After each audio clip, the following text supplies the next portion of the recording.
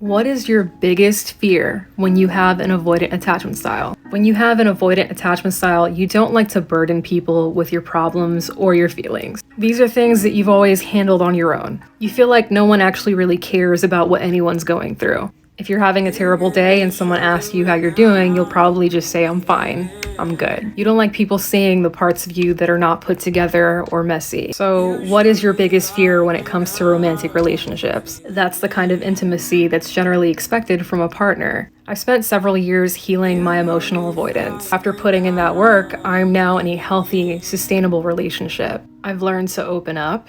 I've allowed my partner to lighten that emotional burden that I've been carrying by myself for years. I've learned to approach life and these problems as a team when I used to consider myself a one-man army. Now, most avoidants fear that they're going to be disappointed by their partners. Eventually, the relationship isn't going to work out. They might cheat on you or abandon you.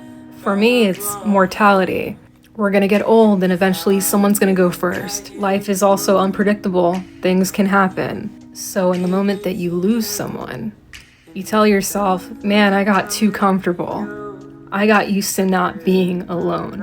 I used to feel strong and comfortable being by myself, so how do I go back to that? How could I possibly pick up those pieces? It's hard to be vulnerable when you know that nothing in life is permanent. Avoidants keep their guard up because they don't want to experience the pain that comes with. But that being said, do you avoid going on a vacation because you know that you're eventually going to have to go home? Do you not watch a good show on Netflix because there's eventually going to be a last episode? If this is something that you struggle with and you have the resources, I recommend working on it through therapy. And if you don't have access to that, I do one-on-one coaching where people are free to express themselves without judgment. And of course, get some insight in return. Also, my DMs are open on Instagram. Whatever tools you can get your hands on, it doesn't matter. But it's important to heal this attachment style because you don't deserve to be dealing with everything by yourself.